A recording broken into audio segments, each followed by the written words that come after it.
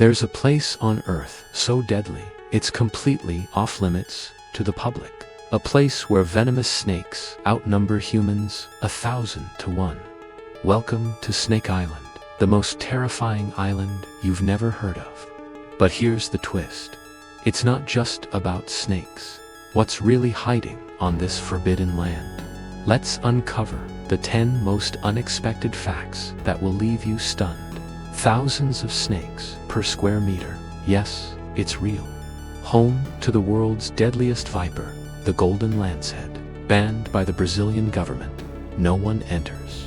Legally, a lonely snake-infested lighthouse. And what happened to the last keeper? An island born from rising seas, with no predators, snakes ruled. Legend of pirate gold.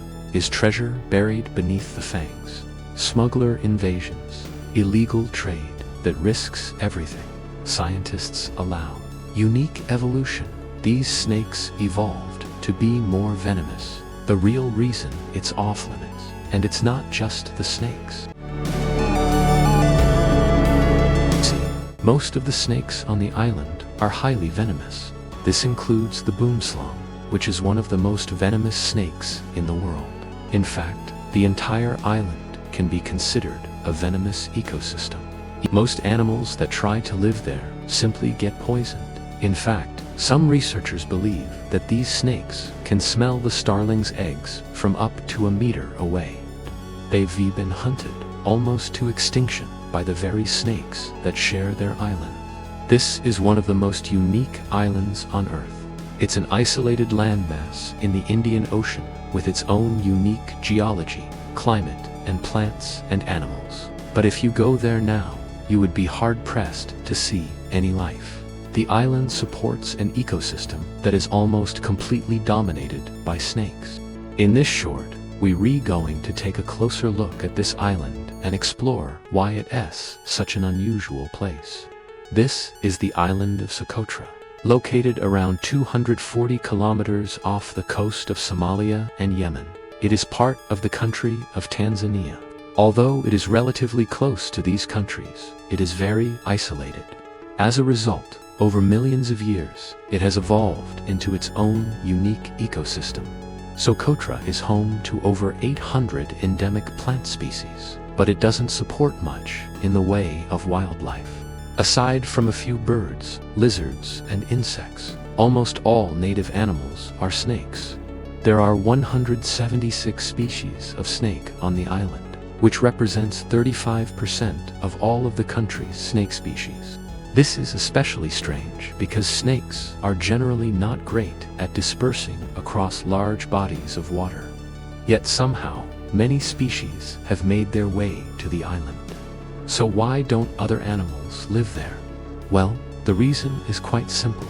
Venom. Even the lizards there are venomous. One researcher described it as a sea of venom. With so much venom around, it's no wonder that there aren't more animals on the island. Take, for example, the Socotra starling. This is the only true endemic bird on the island. It's found nowhere else in the world. However, there are very few of them left. As recently as the 1990s, there were thought to be around 1 million starlings on the island. These snakes prey on the starling's eggs and sometimes even eat the adult birds. As a result, the starlings have had to adapt to the presence of the snakes. They now nest in holes in the ground, which makes them easier for the snakes to find.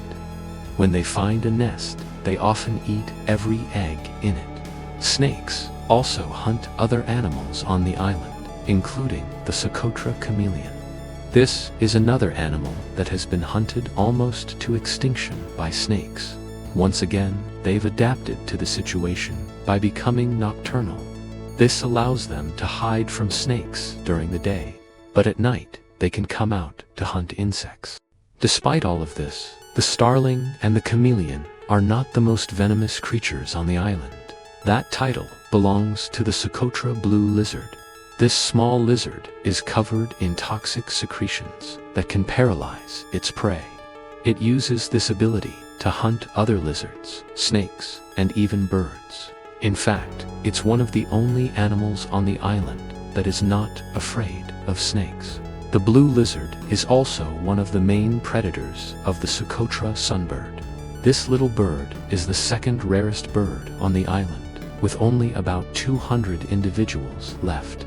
With all of this in mind, it seems like Socotra is just a barren, inhospitable rock. But this couldn't be further from the truth. Beneath its tough exterior, the island is teeming with life. It might not look like much, but Socotra is truly one of the most unique places on Earth. If you enjoyed this short, please leave a like, and if you want to see more shorts, stay tuned. Thanks for watching. Today, we will look at one of the most venomous places on Earth. The island is home to some of the most venomous snakes in the world. There are an estimated 2,000 to 4,000 golden lancehead vipers on the island. That's roughly one snake per square meter in parts of the forest. The golden lancehead viper is highly venomous and can cause severe pain, swelling, bleeding, and even death with its bite. These snakes are just one of the many species of venomous snakes that call the island home. Other snake species include the Saba flying snake, the blue coral snake, and the king cobra. In addition to the high density of venomous snakes, the island is also home to other dangerous animals such as the saltwater crocodile. With its powerful jaws and sharp teeth, the saltwater crocodile is capable of killing humans. Other dangerous animals found on the island include the giant spider, the blue-ringed octopus, and the stone fish. Despite the dangers, some people still visit the island each year. Some come to see the beautiful beaches and lush rainforest, while others come to hike or camp. However, it is important to be aware of the risks and take precautions when visiting this island. So, if you're planning on going to this island, be sure to pack some snakebite. First aid kits aren't readily available on the island, so it's important to bring your own. Additionally, it's a good idea to wear long pants and boots when hiking in snake-infested areas, and be sure to stay away from the water as much as possible. The last thing you want to do is get bitten by a venomous snake or attacked by a saltwater crocodile. The island is located in a remote part of the ocean, making it difficult for medical help to arrive in time. If bitten by a venomous snake, it's important to remain calm and seek help immediately. However, due to the island's remoteness, it may take some time for medical help to arrive. In the meantime, it's important to follow the first aid steps for snake bites, which include immobilizing the affected limb, keeping the wound clean, and applying a cold compress. It's also a good idea to know the signs of a venomous snake bite, which can include pain, swelling, redness, and bleeding around the bite area. If the bite is on an arm or a leg, it's also important to keep the affected limb lower than the heart to help reduce swelling. If you find yourself in this situation, try to remember these first aid steps. They could save your life. But it would be best to avoid this island altogether, unless you're looking to meet some of the most venomous snakes and other animals in the world. So if you're planning on going to this island, be sure to pack some snakebite. First aid kits aren't readily available on the island, so it's important to bring your own. Additionally, it's a good idea to wear long pants and boots when hiking in snake-infested areas, and be sure to stay away from the water as much as possible. The last thing you want to do is get bitten by a venomous snake or attacked by a saltwater crocodile. The island is located in a remote part of the ocean, making it difficult for medical help to arrive in time. If bitten by a venomous snake, it's important to remain calm and seek help immediately. However, due to the island's remoteness, it may take some time for medical help to arrive. In the meantime, it's important to follow the first aid steps for snake bites, which include immobilizing the affected limb, keeping the wound clean, and applying a cold compress. It's also a good idea to know the signs of a venomous snake bite, which can include pain, swelling, redness, and bleeding around the bite area. If the bite is on an arm or a leg, it's also important to to keep the affected limb lower than the heart to help reduce swelling. If you find yourself in this situation, try to remember these first aid steps. They could save your life, but it would be best to avoid this island altogether, unless you're looking to meet some of the most venomous snakes and other animals in the world. These are the 4 most venomous snakes in the world, and they're all closely related to each other.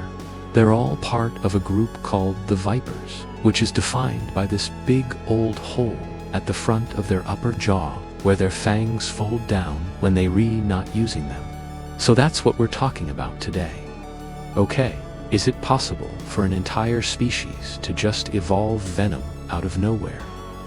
And there were a bunch of different species of snake there, including a bunch of ancestors to the pit vipers. And over time, they evolved into something new, something venomous, something that would become the most venomous snakes in the world. Now, obviously, that's bad news for anyone who lives on the island, because now they're dealing with the most venomous snakes in the world. But it's great news for us, because we get to make some awesome nature documentaries about it. Well, not exactly out of nowhere, but it did come from a pretty ordinary ancestor. And it happened because of geographic isolation. There are around 360 species of viper today, but our story starts with one that's no longer with us. This is a fossil of a viper from around 11,000 years ago, and it helps us answer the question of where did these super venomous snakes come from? Because right here is the thing. About 11,000 years ago, much of South America was cut off from mainland Brazil by rising sea levels. The area we're focusing on today was an island, but those ancestral vipers didn't have any venom. But after the continent flooded, the ancestral vipers found themselves cut off from all the other snakes on the mainland. Now we know that they evolved into this ecological vacancy because there was no competition. But how do we know that they specifically evolved venom because of being isolated? Well, we can look at their relatives on the mainland. These are the mainland pit vipers. They also have the big hollow fangs, but they don't have venom. They're actually kind of closely related to the super venomous snakes we've been talking about, but not as closely related as these guys. And if we look at their genomes, we see something really interesting. These guys have the genes for venom, but they don't express them. Their venom glands are basically functional. It seems like these genes might have been kind of co-opted from some other function and turned into venom genes. But clearly, given that they're so closely related to the endemic vipers, they lost those genes at some point after they split off. It seems likely that once they lost those genes, the ancestral vipers on the island didn't need to wait too long to start expressing their new venom genes. After all, they had no predators to worry about. There was literally nothing on the island that could eat them. And given that they were cut off from the mainland, they didn't have any competitors either. And given that there was nothing else that could prey on them, they didn't need to wait for something to evolve to fill that ecological vacancy. In other words, there was no reason for them to keep waiting to evolve venom. So once again, we see evidence that geographic isolation can drive evolution. If you cut a population of animals off from the rest of the species, they can quickly evolve to fill whatever ecological vacancies exist without having to wait until an ecological opportunity arises back on the mainland. The endemic vipers probably only had to wait a few thousand years for their venom to become 5 times more potent than their mainland relatives. So once again, it doesn't seem to have been a big evolutionary leap at all. Thanks for watching. If you want to learn more about how geographic isolation works, we made an entire episode about it on another channel. You can watch it right here. One animal in particular has become the poster child for this surge in poaching, the golden lancehead. These golden lanceheads are sold for $10,000 to $30,000 a piece, fueling an illicit wildlife trafficking industry that's making criminals rich. Wildlife traffickers are exploiting a surge in demand for exotic pets in countries like China and the United Arab Emirates. They're targeting several species of endangered animals, including the golden lancehead, a type of pit viper. The snakes are typically found in the forests of Southeast Asia and are known for their unique golden scales and deadly venom. In recent years, there's been a growing trend in the pet industry, particularly in large cities and wealthy communities. People want something rare. They want something exclusive. They want something dangerous. And these 3.5-foot-long venomous snakes have become a status symbol. So what are these golden lanceheads going for? Between $10,000 and $30,000 a piece, which is a lot of money for a snake. But that price tag comes with a hefty risk. The golden lancehead has a very potent hemotoxin that can cause tissue death and organ failure. It's also an extremely aggressive snake that will bite if provoked.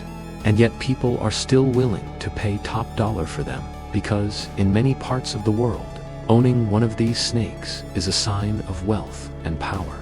These snakes are typically sold to private collectors or zoos, sometimes even as part of illegal breeding programs. And it's not just the buyer who stands to make money here. The criminals involved in the trafficking of these snakes also stand to make a lot of money too. And that's why, in recent years, we've seen an alarming increase in the number of golden lancehead snakes being poached. In the forests of Southeast Asia, these snakes are typically found in remote areas, making them difficult to locate and capture. But the high prices being paid for them means that poachers are willing to go to great lengths to find them. They often use illegal fishing nets and traps to catch the snakes, which can result in injury or death for these animals. And once they're captured, they're typically kept in cramped, dark conditions until they can be sold on the black market. But the problem doesn't end there.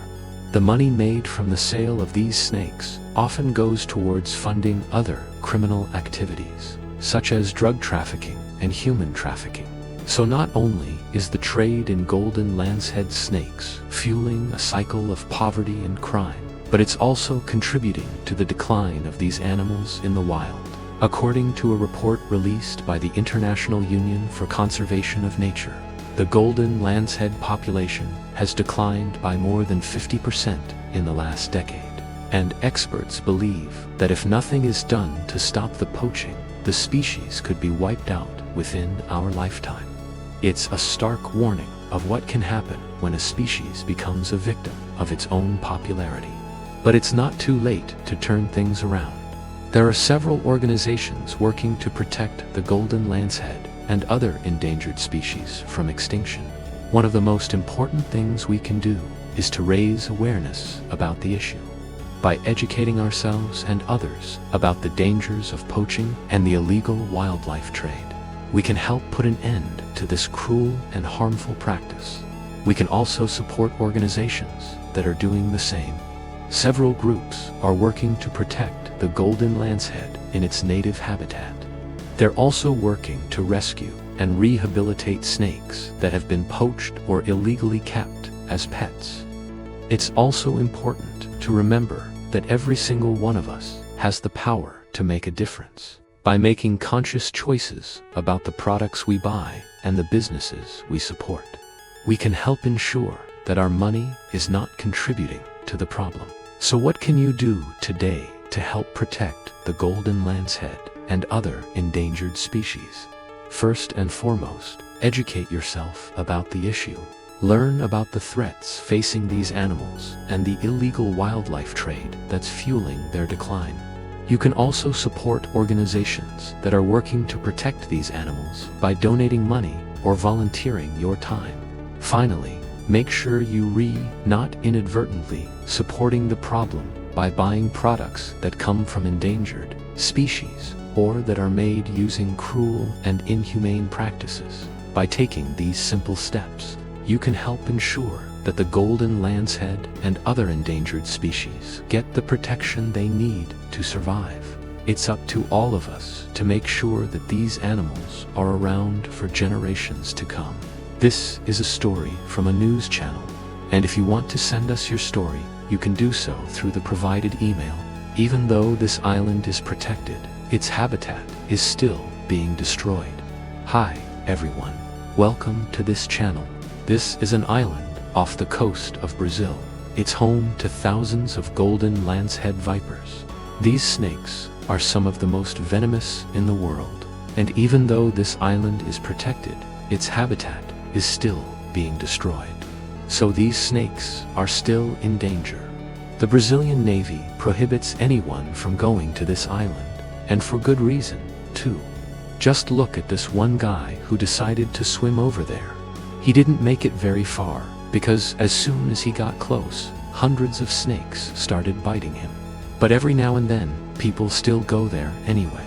Like this fisherman who went to this island to get some coconuts. That's actually how most people get to this island. They take a boat over there to harvest coconuts, and then they take those coconuts and sell them in major cities. These coconuts are very healthy, so they fetch a high price. But if you want to get to this island, you have to sign a waiver saying that if you get bitten by a snake, you won't hold the Brazilian Navy responsible. In the past, many people have gotten bitten by these snakes. And it's not just the people who harvest coconuts. Sometimes biologists will go to this island to study the golden lancehead vipers. The first time they went there, they found over 3,000 snakes. But recently, they went back to this island to do some more research, and they couldn't believe what they were seeing. Because of the removal of vegetation on the island, the golden lancet viper population had decreased by 40%. In some parts of the island, they only saw 1/3 of the snakes that they used to see. Now, the removal of vegetation has always been happening on this island, but it's speeding up now because of these two factors. The first factor is the people who go there to harvest coconuts. When they're done harvesting the coconuts, they burn the trees to clear the land so that next time they go there, it's easier to spot the coconuts. And the second factor is these goats.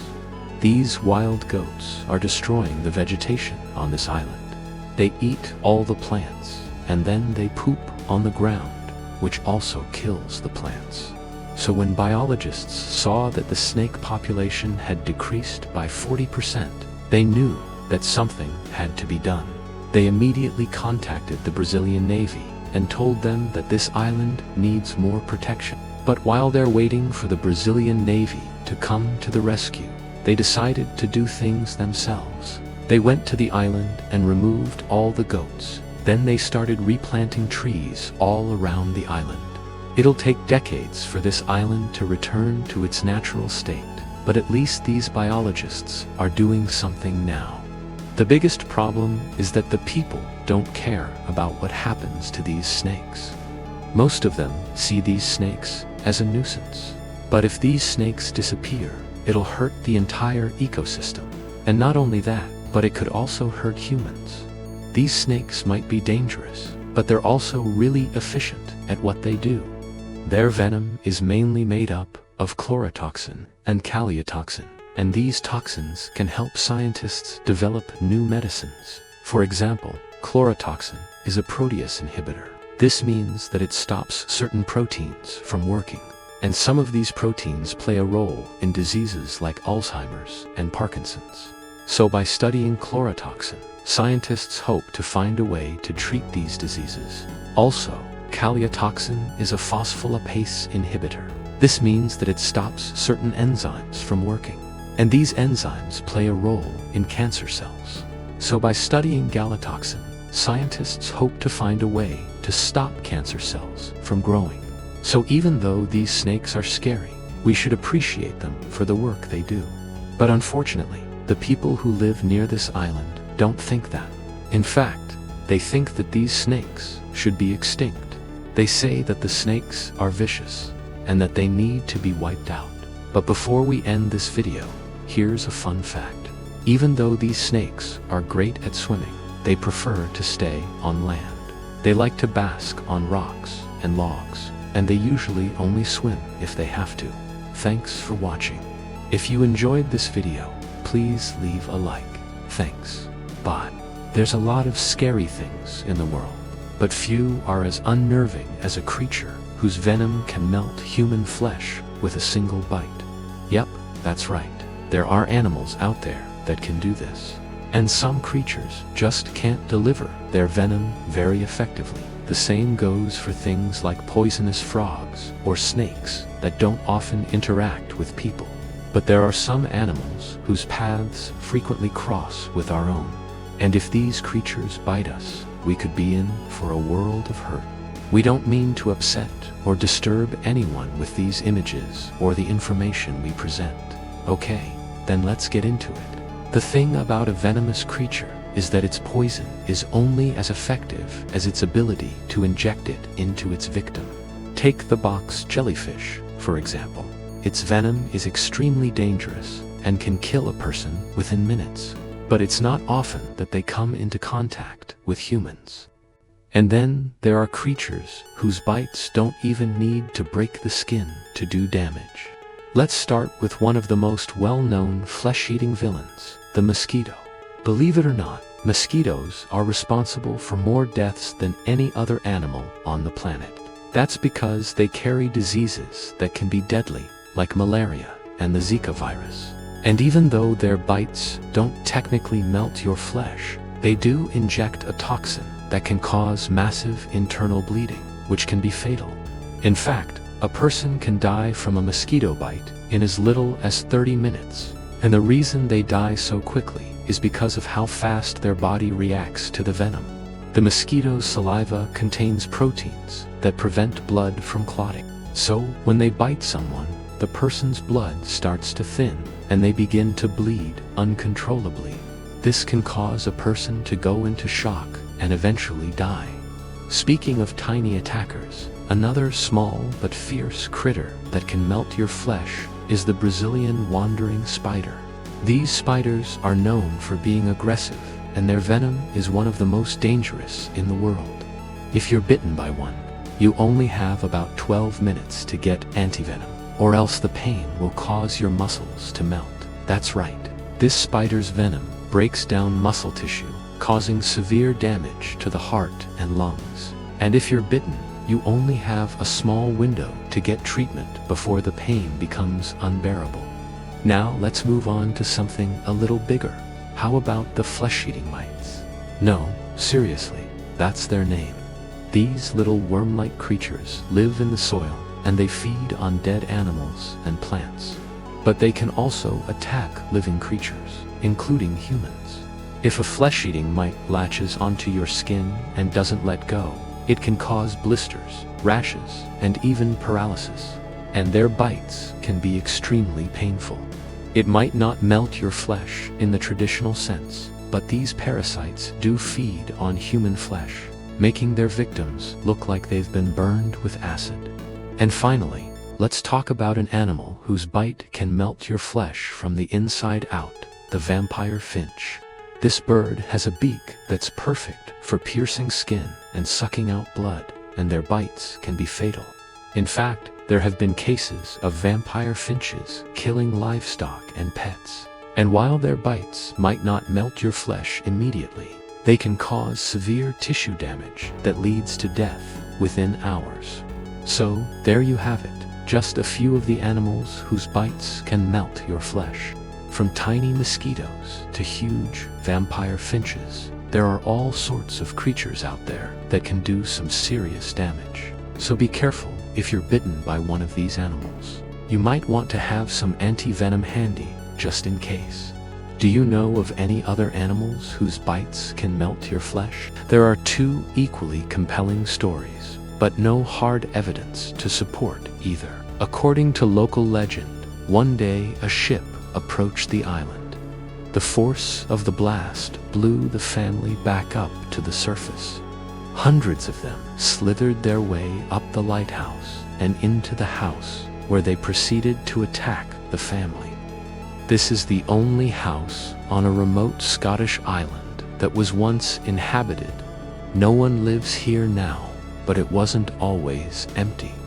Before the 1920s, a lighthouse keeper and their family called this place home. They lived here in relative peace, tending to the lighthouse and keeping watch over the dangerous waters nearby. But that is, of course, until one day they were all mysteriously killed, or so the legend goes. There are no official records to confirm this story, but it's a tale that has been told and retold until it has become fact in the minds of most people who live around here today. There are two versions of what happened, and I'm going to tell you both. First, we have to go back to 899, when Thomas and Eliza McFly moved into the lighthouse with their 5 children. Life for them must have been fairly idyllic. The closest neighbors were about 2 miles away, so it was an incredibly lonely posting. But the sea and the wildlife more than made up for that. Not only did they have each other, but also the company of seals, dolphins, and porpoises, as well as hundreds of birds that would fly past every day. It was a particularly foggy day, so the lighthouse keeper went out to see if he could spot anything. That's when he saw a vessel just off the coast. He immediately rang the alarm, lit the signal fire, and fired a shot from his gun. If the ship saw these signals, they would know to turn around and head in the opposite direction. Because these waters were treacherous and many ships had been lost there in years gone by. But this particular captain didn't seem to care. He either didn't see or didn't respond to the warnings, and he steered right towards the rocks. When the lighthouse keeper realized the ship was getting closer to the rocks, he ran inside to warn his family to take cover. They all huddled together in the basement as they watched the ship approach, and then suddenly it exploded. One by one, they were pulled under the waves and never seen again. This was the first version of events, and it was a sad tale, but one that made sense. Then, later on, another version emerged, and it made absolutely no sense at all. According to this second story, the family was killed by snakes. Now, bear with me here, because this is Scotland. It might not seem likely, but apparently these snakes washed ashore during a storm. Somehow they managed to kill everyone, and then, satisfied with their work, they slithered back down to the beach and disappeared into the sea. Now, again, there are no official records that support either of these legends, but the snake story in particular has captured the imagination of those who live nearby. Some believe that the snakes came from a shipwreck that happened a few years earlier. During the storm, a cargo ship called the Serpent, which was carrying crates of snakes to be sold as snake oil medicine, went down off the coast. Others say that the snakes were an invasive species that had been brought to the island accidentally on purpose, but no one really knows. What we do know is that people stopped visiting the lighthouse after the supposed killings. For over 100 years, nobody set foot inside until recently, when archaeologists finally got access to it. When they explored the site, they found lots of animal bones, including what they think may have been a dog or a cat, but nothing that suggested a mass snake attack. They did, however, find lots of evidence to suggest that people lived there, such as a child's shoe and a wedding ring. They also found a shotgun, which might have belonged to the lighthouse keeper, who fired a warning shot at the ship that went aground. The truth is, we may never know exactly what happened here. So I'll ask you, do you think the lighthouse keeper and his family were killed by snakes or by a ship exploding? Let me know in the comments below. This is one of the weirdest animal groups out there. They're not insects, but they act like them. They have wings, but they're not birds or bats. And they are venomous, but they're not snakes or spiders. They are, however, closely related to all of those things. These animals are called vipers, and they a group of over 400 species of lizards that are found only in the Old World. And while most of them are pretty ordinary in appearance, all of them are highly venomous. Now, don't go thinking that they're all huge and scary though. Most of them are actually quite small. The largest species reaches only about 60 centimeters in length, and even the heftiest ones rarely exceed 10 grams in weight. Their venom, which they inject using hollow fangs, is primarily made up of a neurotoxin that paralyzes their prey, much like a snake's. But unlike snakes, vipers don't have fangs that fold out. Instead, they have teeth that are grooved and pointed downwards, which act kind of like a hypodermic needle. Now, if you can get past how weird it is that this little guy could kill you with a bite, you might be wondering what exactly these guys hunt. Given that they're so widespread, it's tempting to imagine that they just eat whatever they can catch, just like snakes do. But there's one major difference. Vipers are predominantly bird hunters.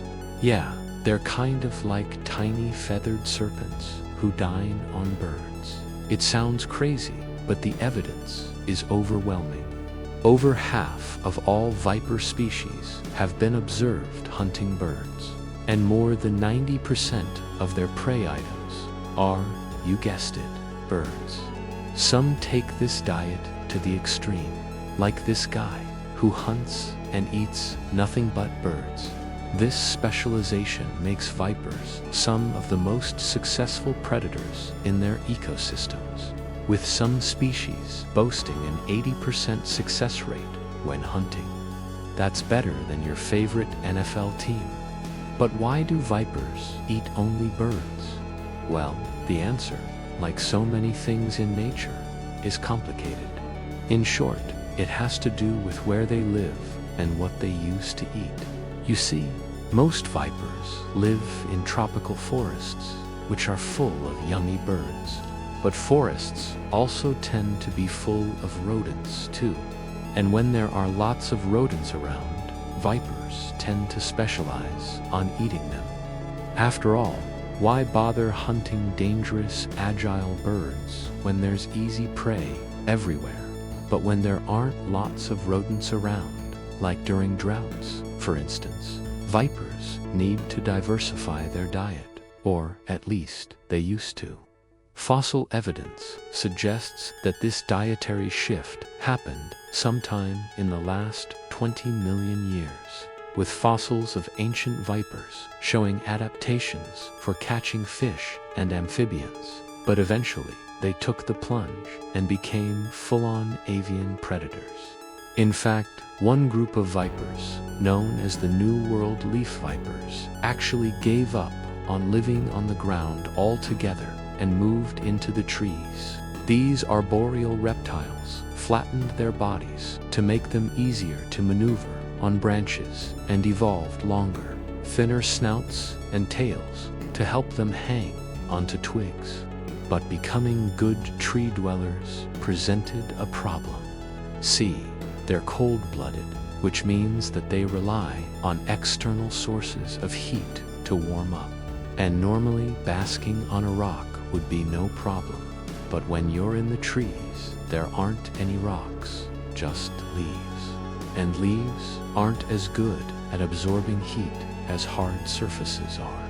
So to solve this, tree-dwelling vipers evolved lighter-colored undersides to reflect more heat from the sun and darker backsides to absorb more heat from the surroundings. Plus, they developed special temperature receptors that allow them to seek out the perfect microclimate for thermoregulation.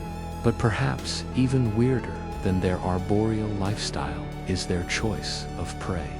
You see, the birds that these vipers hunt spend a lot of time in the air, which makes them hard to catch. Not only that, but they're also agile and evasive, thanks to their wings. So to catch them, vipers had to evolve a way to subdue them quickly. In other words, they needed to evolve faster-acting venom. And according to one study, they did, with the venom of tree vipers being 5 times more toxic than that of their rodent-eating cousins. To make matters worse, these birds often travel in groups, which means that there's always fresh prey nearby. No wonder so many vipers have become such ardent bird hunters. So next time someone calls you a bird brain, just remember, it's only because they don't know that you're in the viper gang. Speaking of being in gangs, this channel has a gang of more than 1 million subscribers. Join them today by clicking that subscribe button and stay up to date on all things weird and wonderful. Today's question is it possible to survive a shark bite? Well, the truth is that despite their danger, there are no known cases of a shark biting a human. At least there are none that can be confirmed with evidence. The last recorded official case was in 1959, when a seal pup was bitten by a shark in California. You might think that this is because sharks can smell fear, or that they just do unlike the taste of humans. But really, we don't know, because it's never happened. Or has it? Some people claim to have been bitten by sharks, but these stories are often considered unconfirmed or false. For example, there was a case in 1949 when a woman reported being bitten by a shark while swimming off the coast of New Jersey. She said that she saw a fin in the water and then felt something brush against her leg. When she pulled her foot out of the water, she saw blood and a chunk of flesh missing from her calf. Although the wound was serious, she managed to make it back to shore and get medical attention.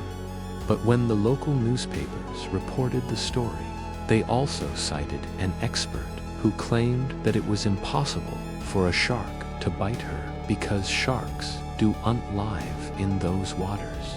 And so the case remains officially unsolved. Or what about the 1916 incident in which a man was fishing off the coast of Long Beach, California, when he felt a sharp pain in his leg and turned around to see a shark swimming away? He managed to catch the shark and bring it onto his boat, but when he did, he realized that it had taken a chunk out of his leg, and it looked like a piece of bread had been gnawed off of it. Again, although the wound was serious, the man did survive, and he even kept the shark as proof of what had happened. But again, the story goes officially without confirmation, because at the time there were conflicting reports about whether or not sharks even lived in the area.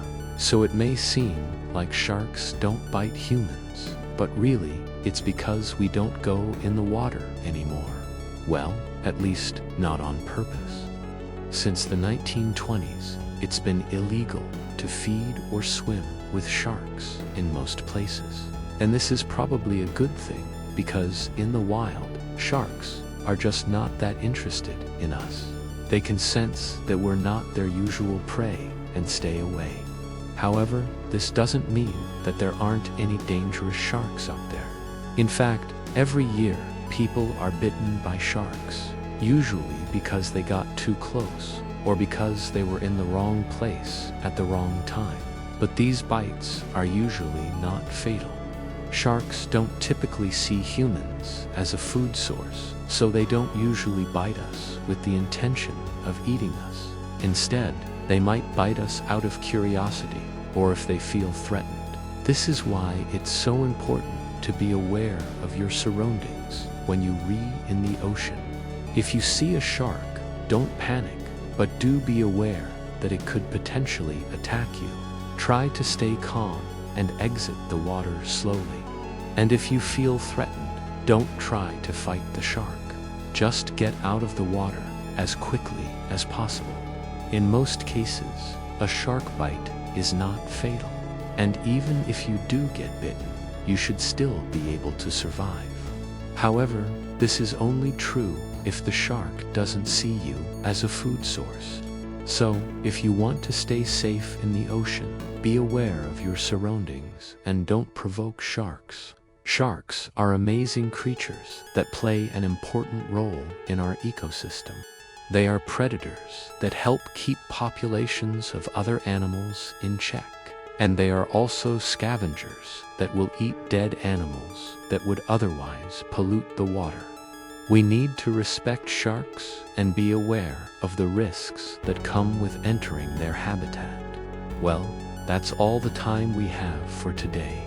If you enjoyed this episode and would like to support the channel, please subscribe and leave a comment below. Thank you for listening. Goodbye. It's one of the most venomous creatures on Earth.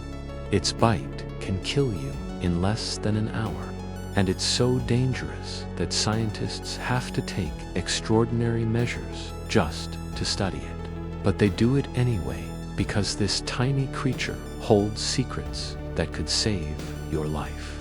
In today's episode, we're talking about the box jellyfish. Hi, I'm here.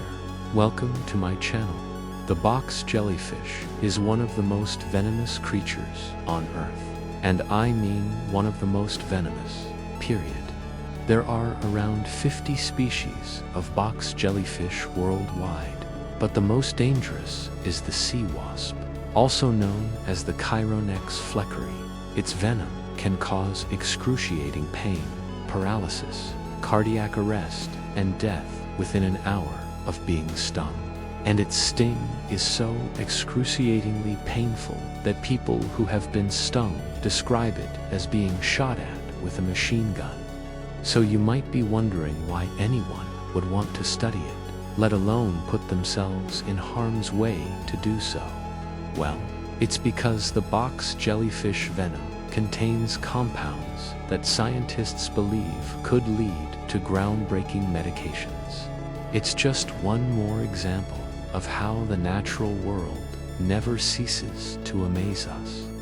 When conducting research on the venom, scientists are at risk of being stung by accident. That's why they take extraordinary measures, like putting the jellyfish in a container with ice water to slow its stinging cells down, and then use robotic arms to remove the tentacles one at a time. They also wear special gloves and goggles, and even have an emergency defibrillator on hand just in case. After all, the last thing they want is for the jellyfish to get loose and sting someone. Now, that's dedication. So what exactly makes the box jellyfish so dangerous? Well, it's not just the strength of its sting, but also the speed at which its venom takes effect. Unlike other jellyfish stings, which can take hours or even days to become fatal, the box jellyfish sting is almost instant, and the reason for that is still unknown. What we do know is that the venom contains a pore-forming toxin called chlorotoxin. When it comes into contact with water, it creates holes in the cell membranes of human skin cells, allowing ions and other molecules to flow in and out of the cell. This disrupts the cell's electrical balance and can cause it to die. Scientists are still working to understand exactly how this works, but they hope that one day they'll be able to develop a synthetic version of chlorotoxin that can be used as a painkiller.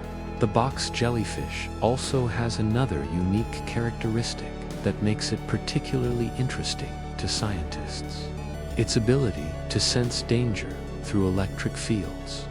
Most animals rely on their eyes or other sensory organs to detect predators, but the box jellyfish doesn't need to see a threat to know it's there.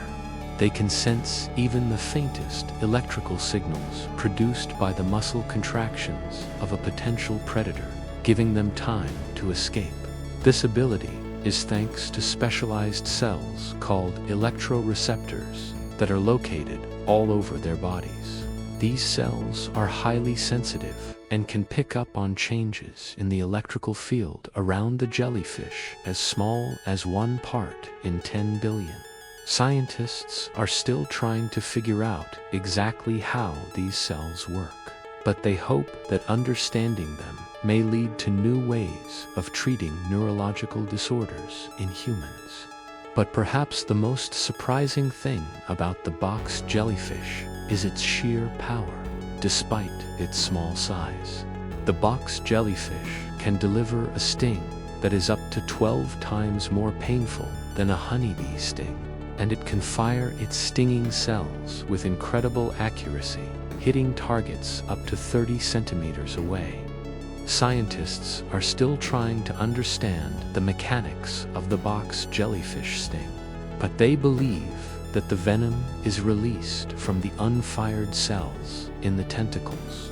When the tentacles come into contact with water, once the venom enters the body, it causes the unfired cells to go off like a chain reaction, ensuring that the pain will be felt immediately and intensely. Now, despite all of these dangers, scientists continue to study the box jellyfish because it could hold the key to some important medical breakthroughs. For example, the jellyfish's venom contains a protein called caliotoxin. Caliotoxin is a potent painkiller that has been shown to be effective at relieving chronic pain in mice. Scientists are now working on developing a synthetic version of caliotoxin that can be used as a painkiller in humans. Another potential application for the box jellyfish venom is in the treatment of cancer. Cells in the venom have been shown to kill cancer cells in laboratory studies.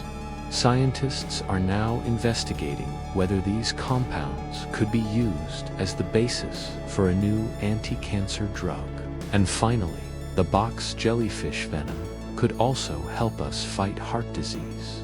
One of the proteins in the venom has been shown to prevent the formation of blood clots, which can be a major cause of heart attacks and strokes. Scientists are now testing this protein as a potential treatment for people who are at risk of blood clots.